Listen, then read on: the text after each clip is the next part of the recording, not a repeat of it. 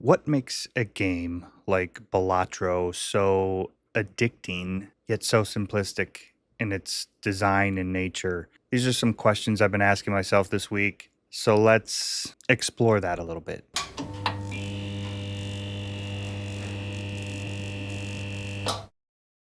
Welcome back to Neon Dream Games. I want to talk about Balatro.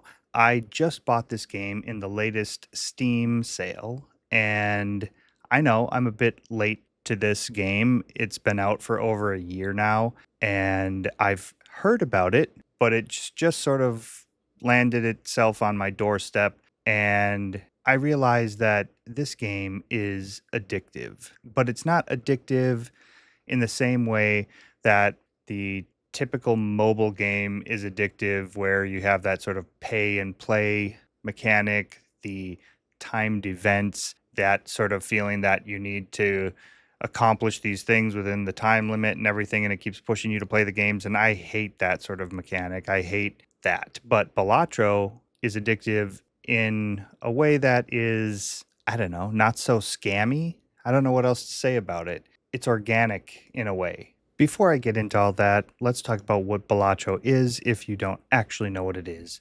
Balatro is a roguelike deck building poker game. You play poker hands to try and beat increasingly difficult bosses, stages, however you want to say it. There are 8 stages in the game, 8 antes, and you have to try and progressively beat them while building your deck through the use of jokers. These jokers, there are like 150 plus of them, and they do things like multiply your score and manipulate the deck and other things. That's the quick version of it. It's poker, but it's like poker on steroids or something. It's highly addictive, highly fun, but I wanted to explore what makes it addictive, what makes it fun, and is this something that we as indie developers could essentially learn from or reproduce in our own games? Now, speaking of indie games, Balatro was created by one person going by the name or company Local Thunk. From my understanding, this person wanted to make a game. This was their first game. So kudos to them. They learned how to program because they had this game idea. They don't even really like poker from what I've read, but they know poker is a universally known system, a gameplay system. So they took that, something well known, and built upon it and created Balatro, which I believe just means like jester or joker in a different language. And that's something that I find interesting, is that this person took an already established, a well-known gameplay mechanic, and these are things that we've done throughout history. We take something that somebody else has done and improved upon it, or taken it and added a twist to it or something like that. And I've had similar ideas to that. Now, of course, this person was inspired by Slay the Spire, which I'm also late to the game on, but I actually also just started playing Slay the Spire. And these kind of games are what I love. They're quick games that you can play in, I mean, a few minutes up to, maybe 30 minutes to an hour, depending on how your run through the game goes. And then that's going to be it. You're either going to win or you're going to die and start over and do it over again. But what gets you to come back is that you unlock things, you unlock new things. You have that sort of mentality, the civilization mentality of just one more turn, just one more turn. I can do just one more game. I can just do one more move, and that's going to be it. And next thing you know, 3 hours have passed and you don't know where the time went. In fact, I haven't even had this game for 1 week, and I have already played it for 14 hours. Now, to some of you, 14 hours might not seem like a lot. To some, it might seem like an extreme amount. But to put some perspective on this, I haven't actually been playing video games very much lately. I haven't had the time, or at least I didn't think I had the time, until I got Balatro. I probably at most played video games a couple hours, maybe 3 hours a week or so, 3 to 5 hours a week. And that's usually socially with a gaming group that I play online.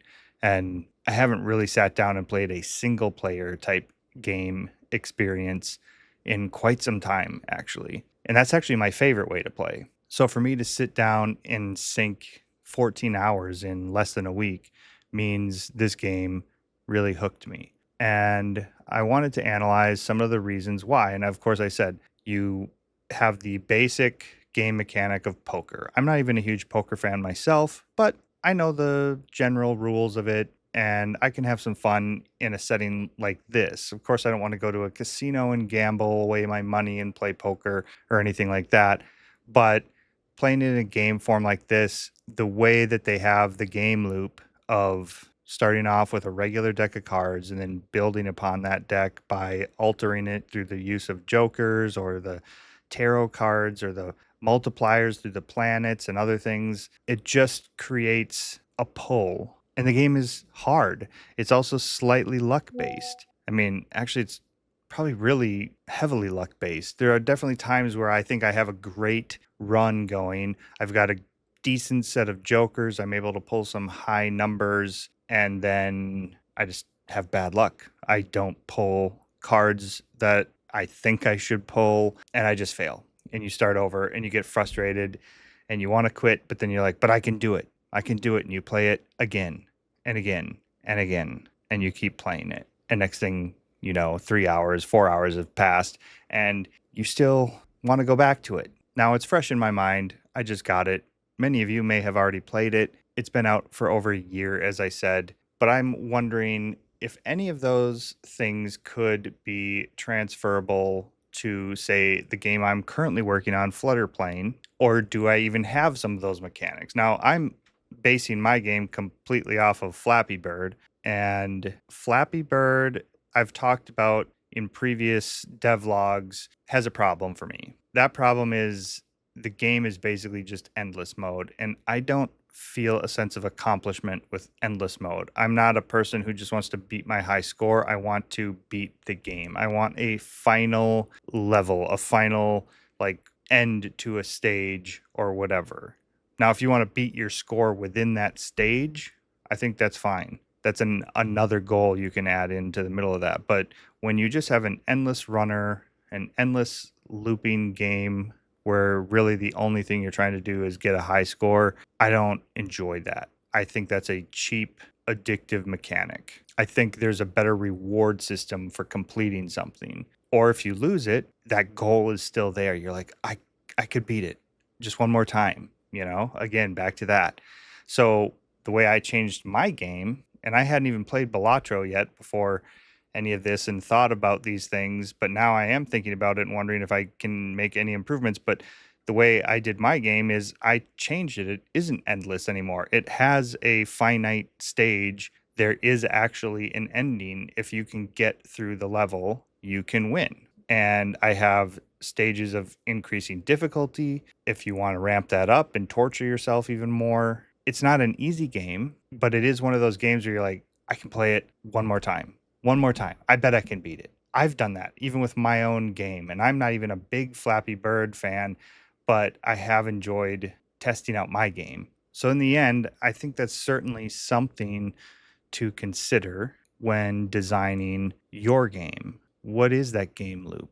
Does it have that addictive quality to it, but not in the cheap addictive way that like mobile games have and free to play and all those types of pay to play games, pay to win? I can't play those games. In fact, just the other week I found myself pulling up Angry Birds Dream Blast, which is an old game. I have played over 12,000 levels in it, and I kind of got rid of it a while ago because I realized it was just too addictive. It keeps throwing events at you and timed events and things, and you get this thing in your mind like, I gotta play it. I even had another game recently, the same thing. I enjoyed the gameplay, but I don't like that pull, that timed event thing. And maybe some of you can shut that off and just play the game for what it is. But I think when those elements are in the game is designed in a different way. It's designed to have those cheap pulls. It's not a game designed for you to just play and set it down on your own accord. It's difficult for me to explain, but that's just the sense I get. When I play Balatro, I don't get that same sense. I know it's addictive, but it's not addictive in the same way. So I had to take that. I deleted it off my phone. In fact, that's how I ended up finding Slay the Spire, because I realized it was in Google Play Pass as one of their games in there, and I wanted a game that wasn't just had timed events and stuff. So I hunted around, searched around. I found Slay the Spire. I've heard of it before, never got around to playing it. I don't know why, because it's insanely fun. It's just my kind of game. In fact, I have a couple of game ideas in my mind rattling around that I could do in the future. I'm going to keep sticking to my 10 game challenge for now. Of course, I'm going to at least finish Flutter playing before I decide what I'm going to do next. But who knows? I might pivot into doing something else that maybe is a little bit more like Balatro in a sense, maybe using an old game mechanic that people are familiar with and spicing it up a bit. I like that idea. I may explore that. So that's kind of my video this week. I just wanted to talk about addiction, basically, addictive gameplay. What's good? What's bad? Do you guys have any thoughts on this? What pulls you into a game? I mean, some games are made for story, and I love those games too. Some games I just want to play for a few minutes or maybe an hour and feel like I could accomplish something. And I think that's what a game like Balatro could do. So again, let me know in the comments what you think about all this. This is a topic I would consider exploring more in the future if I thought there was more stuff to explore with it. But I think that is enough for right now. I've almost been posting videos for a whole year on this channel in about a month. That was my goal, one video a week for an entire year. So we're almost there. I appreciate the community that's been growing here and the comments you guys leave and everything and the conversations that we have. So keep looking forward to more, and I will see you next time. And don't forget, keep YouTubing it up. Thanks for checking out Neon Dream Games channel. Please make sure to like, subscribe, and hit that bell button so you can stay up to date on all the latest videos we have to offer. Don't forget to leave a comment to suggest what kind of videos you'd like to see more of in the future. See you in the next video.